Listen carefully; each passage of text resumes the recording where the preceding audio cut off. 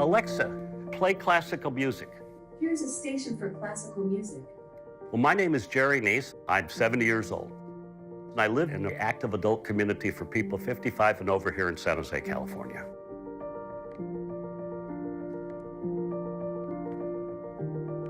I actually have 5 desktops, 4 laptops, 2 Kindles, and an iPad. I have Amazon Alexa. I've had her for a couple of years now. And as someone that didn't even see my first television until I was 7 years old, I can tell you that the evolution of technology is inevitable. It benefits mankind. You can see the stars in the Milky Way. I can actually spend all day under here. Artificial intelligence is all around us, and we use it in different ways every day.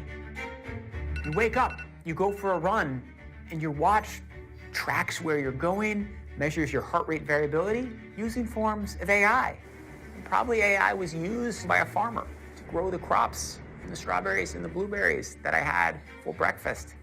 Maybe you're in a car that has AI that helps sense the other vehicles on the road around it. You sit down at your computer, you start to use your email. It's all filtered by AI. Maybe you take a photograph, and the tools that help you sort your photographs, those are AI too. Artificial intelligence is everywhere, and it's becoming ever more present in our lives. What is the temperature in San Jose, California? AI in machine learning is the biggest revolution today.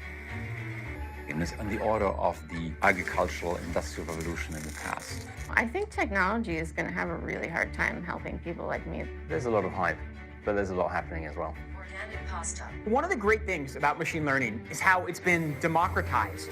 A sort of huge jump has happened with, and all of a sudden you're getting confronted with the fact that I might not be driving a car in the next 10 years. Because it's software, the rate of change is so much faster. This technology will be created. We have no escape from it now. People may think AI is going to take over the world. They're definitely nervous. Some of those dystopian things that we might think, oh, that could never happen, might actually happen. To me, it's not what's going to happen to us, but what's possible to happen with us. And where can we go? I mean, it's sort of unlimited.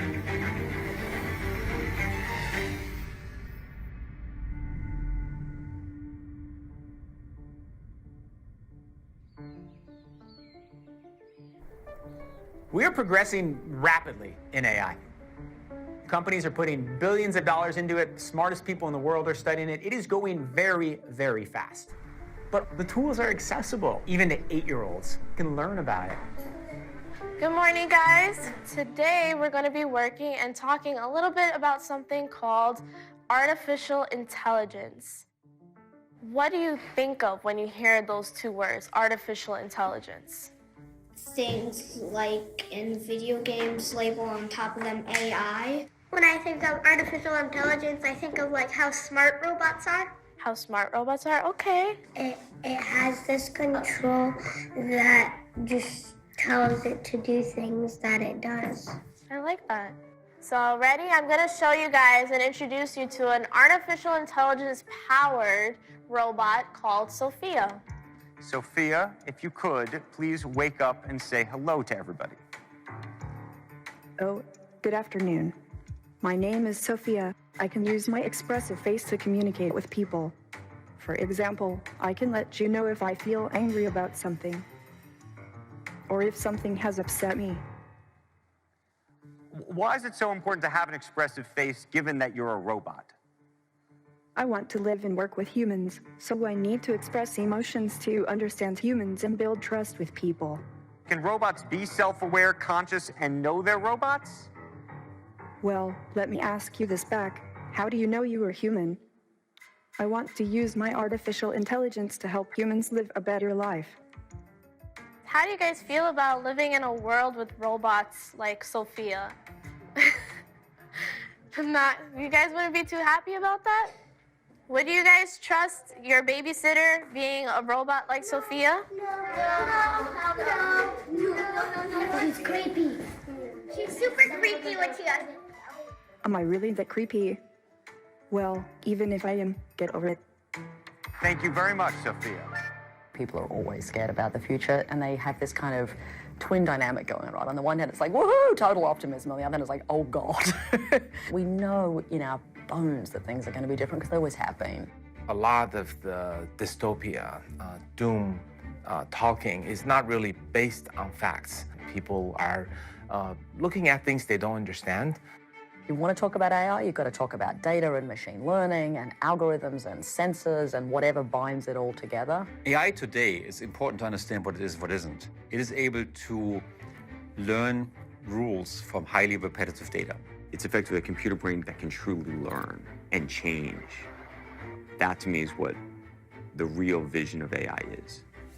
So artificial intelligence and machine learning as a subset of artificial intelligence will be one of the most important advances that humanity has ever made, because it will make machines fundamentally different from the way they are now. They won't just be faster and higher resolution. They'll be thoughtful in a way they aren't now. And this will be embedded not just in computers, but in all kinds of devices everywhere. It's going to change a lot about how our economy works and how our society functions. In the immediate term, the most realistic way that we'll all interact with AI is in self-driving cars. Everything we do in life is about more and more efficiency. It's about productivity. Self-driving cars could make all of us so much more productive. That is probably the most exciting possibility. When I first rode in an autonomous vehicle, I could see that this was going to change the way we transport ourselves, we move our goods, greater economy, greater efficiency, greater convenience, greater safety. I could see the light at the end of the tunnel. So here we go. So I just turned on self-driving mode. If you look at my hands, I'm not touching the wheel at all. My feet aren't on the pedals at all, so this is fully autonomous driving. This is Carla, Udacity's self-driving car. This is one of the sensors that Carla uses to see the world around her. The LiDAR works by pretty much shooting laser beams around and bouncing them off of surrounding objects. And we're able to use that to build up a point cloud map of the surrounding world. And so what we're doing right now is following a set of waypoints around the lot, pre-recorded ahead of time by having someone drive around the parking lot with the LiDAR on the roof.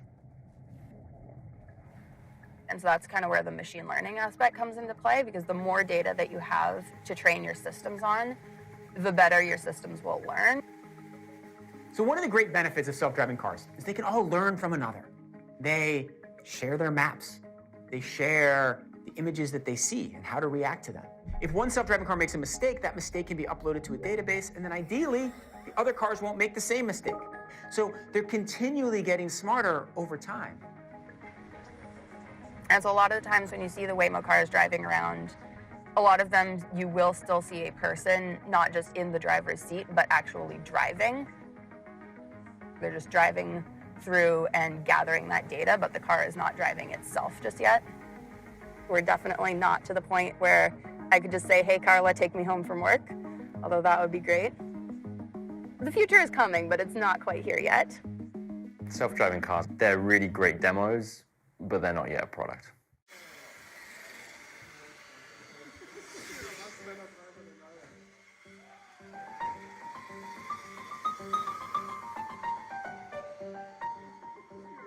DIY Robo Cars is a place to race these cars. On your mark, get set, go. So we come here every other month to try to learn about machine learning and self-driving and figuring out the technology that we need so we don't need to drive. Thanks to the Googles of the world putting a lot of the code in the open source, we now have the ability to do things that were PhD theses just 5 or 10 years ago. You can go to the cloud and you can basically do supercomputer work essentially for free. One of the things I love about DIY Robo Cars is that you think about self-driving cars and you think, oh, that's just stuff that Tesla and Waymo are working on. But because it's so accessible now, it's a bunch of hobbyists in Berkeley doing it themselves.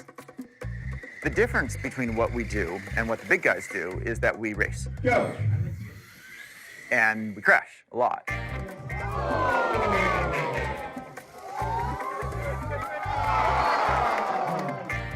The traditions of the car industry has always been to innovate through competition, through racing. And that is points on the board. What's that time? But with autonomous cars, it's too risky. It's bad for brands, they're expensive.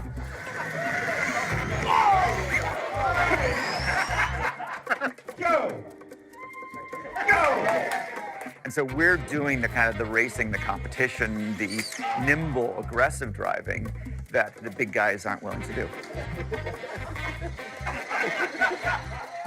We can probably expect that to produce some interesting side effects, people who just sort of immerse themselves in the technology and start to have new ideas. I'm Buki Adeniji, and this is my wife, Nia, and we're Team Sparta. I've been building model cars since I was little, and since I met folks here at this meetup, I can actually participate in machine learning. I can learn it.